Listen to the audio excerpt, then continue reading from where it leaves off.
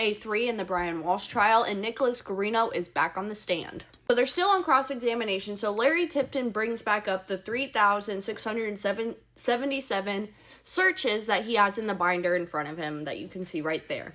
And apparently there's actually only 1,800 because everything is duplicate. So he was trying to say, you see, you're trying to mislead the jury. You're trying to show them that he searched all this stuff, and he really didn't. It's actually cut in half. Then they brought back up the searches on the iPad mini. He was like, well, the searches on the iPad mini weren't actually done on the iPad mini. And he said, yes. And then he said, no one manipulated the iPad mini. No one manipulated it.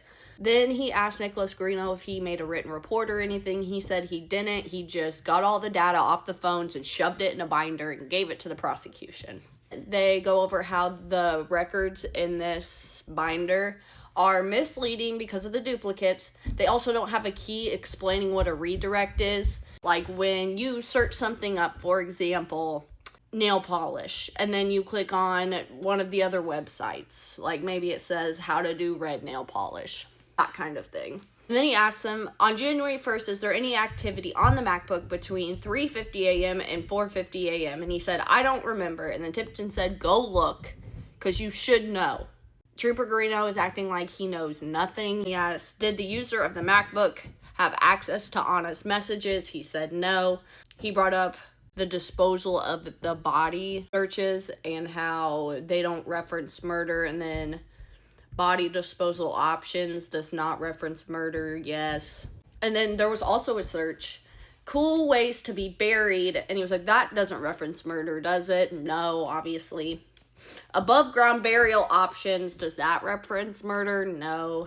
Searches reference to murder didn't happen until later, 11:48 a.m. He's trying to say like all the first searches only referenced disposal of the body. It had nothing to do with actual murder. But Trooper then goes on to say that he doesn't actually remember a lot of the searches. Then they brought up the best ways to dispose of body parts quietly. Google search. Larry was trying to explain that Brian Walshe put in the murder part afterwards to refine the search results to show how to get rid of a body illegally. Okay. And then Larry asks him, certain devices were turned over to police January 6th and all hard drives were intact, right? He said yes. Those devices were then returned, then seized again on January 8th, along with the gray MacBook. And none of the hard drives had been tampered with, correct? Yes. And then he said, well, except some had a crack on the screen, but, that doesn't have anything to do with the actual internal mechanisms of. Apparently, Nicholas had no idea when Brian was interviewed by the police. He said no data had been deleted off the MacBook. And then they brought up the financial searches. They brought up the Chase login data, and he said, you do not know what was reviewed on Chase. He said, yes, actually, I could see that he was looking at the accounts. And he was like, do you know if there's multiple accounts on the Chase account? He said, no. Guarino was actually laughing on the stand multiple times, and it was very off-putting. It just gave me bad vibes. And then January 7th, there was another Chase login. And then he said, no, that's the same login. And Tipton said, no, they're different dates. And Guarino was like, oh, yeah, they are different dates. Like, what? And he was like, so there are multiple logins on the Chase account? He said, yes. And then they talked about the logins to the Fidelity account. And he was like, there's many logins to that account as well, yes.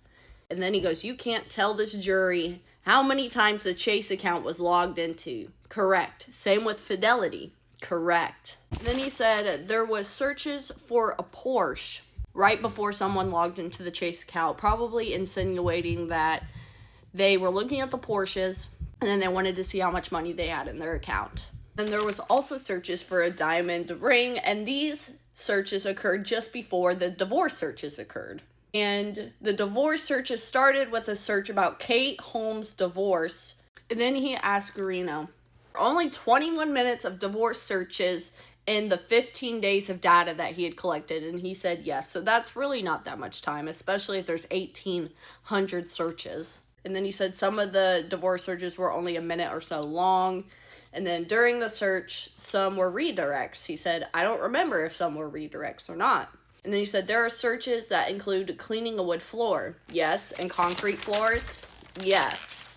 And these searches go on for 3 days. Yes. From the January 1st to January 4th. Then he brought up searches related to the odors of a decomposing body didn't start until January 3rd to redirect. And then he brought up, your wife is missing. You want a divorce happened after 12/27.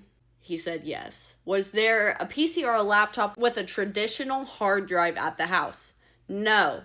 And then there was no recross. So we're done with him. Don't forget, give me a follow. I'm going to keep you guys updated on this trial. Let me know what you're thinking in the comments.